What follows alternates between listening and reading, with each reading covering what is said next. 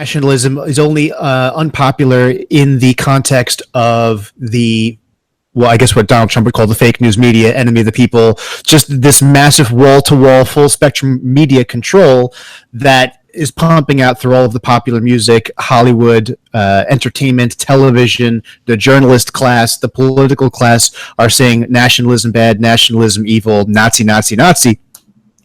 But at the level where people are really operating, it's alive and well.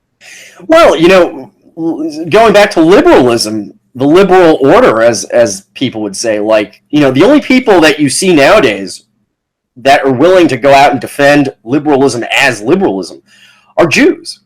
Steven Pinker, Yascha Mounk. Yascha Mounk has a book called The People versus Democracy, if you can believe that.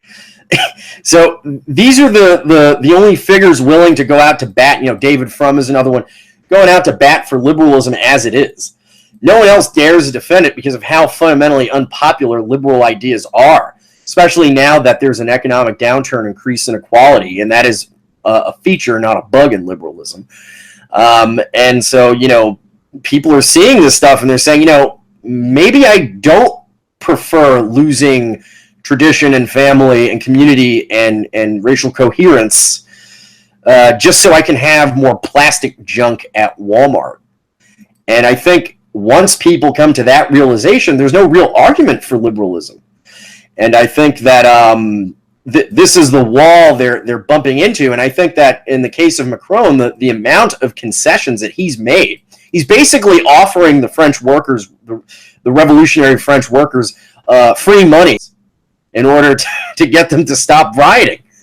The French government had to arrest 1,000 people the other day.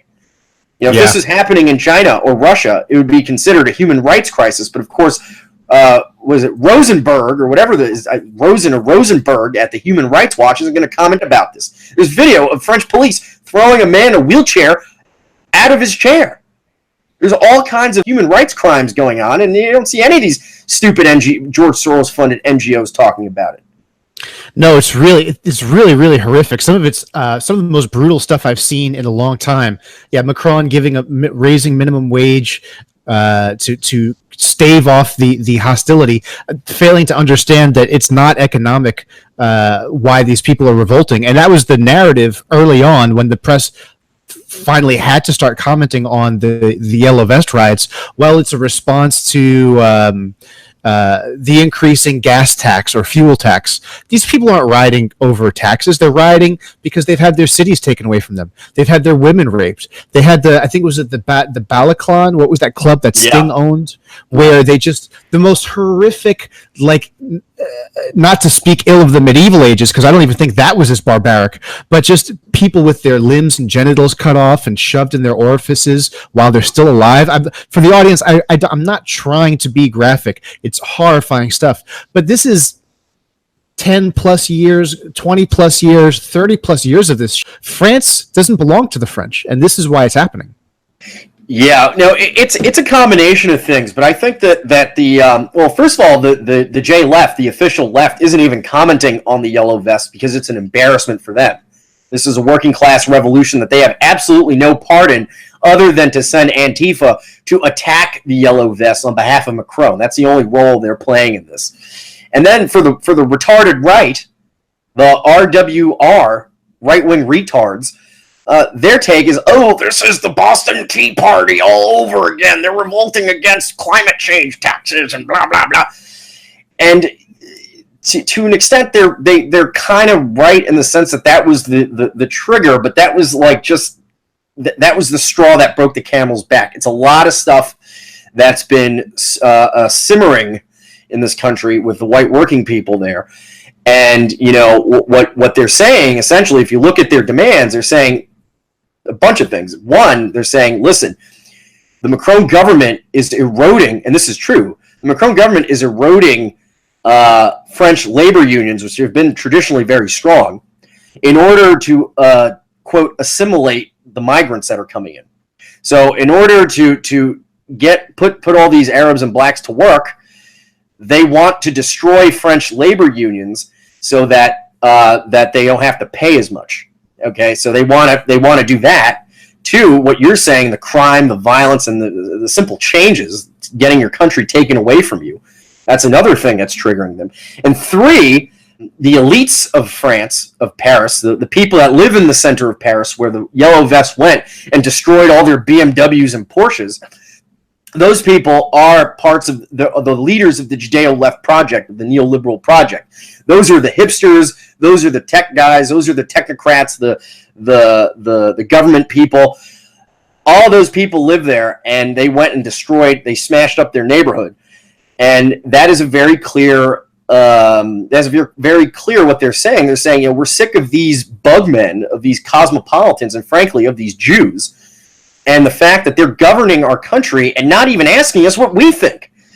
And so those three things, there's an economic aspect, there's a nationalist aspect, and then there's a simple, the last aspect, which is just dignity. The country people of France, they don't respect their dignity. So that now they're going to say, okay, you don't respect our dignity, well then we're just going to burn your fucking neighborhood down. And that's exactly why they're getting concessions, way more concessions than anyone has ever gotten voting. Okay? So there's a lot of stuff going on there, and this is just the tip of the iceberg. There's going to be more of this in Europe. The European Union project will collapse. This is the beginning of the end of the EU.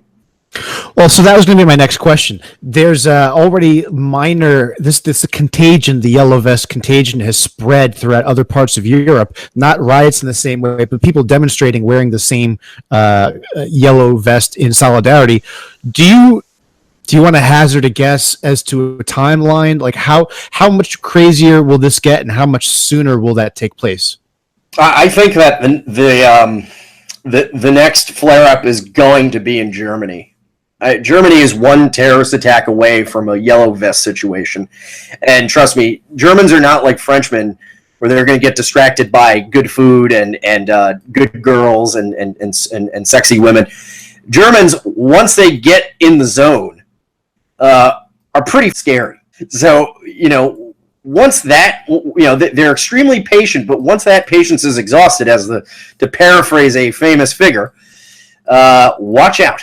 That's the end of the European Union. And I think another thing too is I'm not so sure about the UK, but I have a feeling that they're going to be very disappointed with the way the Tories are dealing with the Brexit situation, but also the immigration situation. Like the Tories ran on restricting immigration, and the total opposite is happening as we speak on their watch. And you know what? Even America is not going to stay so stable for this long. America is one economic catastrophe away from a similar situation, especially now that Donald Trump is kind of essentially betraying all of his promises. He's having his read my lips moment. I mean, I don't know if you saw this. I don't want to change the topic, but I don't know if you saw this. But Donald Trump is like literally using like QAnon things to try and stop people from criticizing. Like he's talking about the invisible wall. Like he's saying that the wall is almost built. It just needs a little more construction. Like that's like a QAnon narrative, which is hilarious. But I think the problem the elites are having in the world right now in the West is that all the institutions that once fooled the people are now coming apart and being discredited. So in the case of Donald Trump, for example, people voted assuming that the president of the United States would be the most powerful man in the world, and essentially the Trump government is showing that the executive office is essentially just a position for a TV actor, and nothing really can be done by this figure in the executive office. That other powers control it, and they're not up for the vote.